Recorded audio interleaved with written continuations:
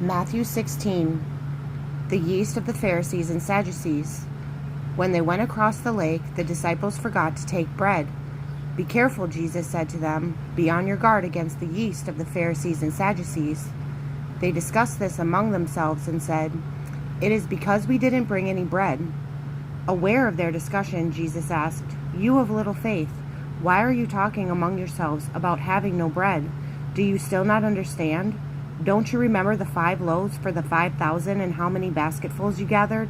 Or the 7 loaves for the 4,000 and how many basketfuls you gathered? How is it that you still don't understand? I was not talking to you about bread, but be on your guard against the yeast of the Pharisees and Sadducees." Then they understood that he was not telling them to guard against the yeast used in bread, but against the teaching of the Pharisees and Sadducees.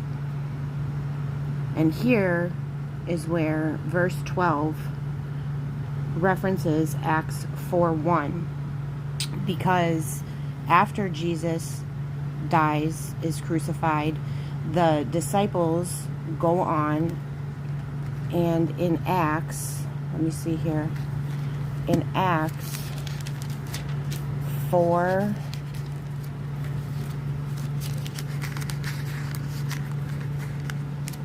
of course the pages would stick together.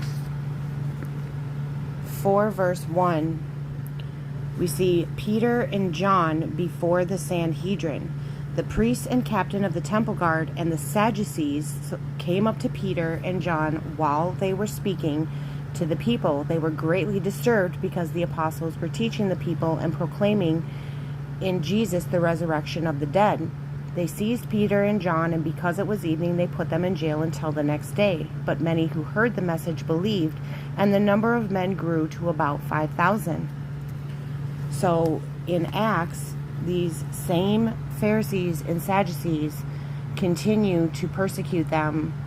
So this warning was not just for the present, but also for the future, because Yeshua most definitely knew that they were going to be persecuted, as they had already been questioned and accused of working for Satan.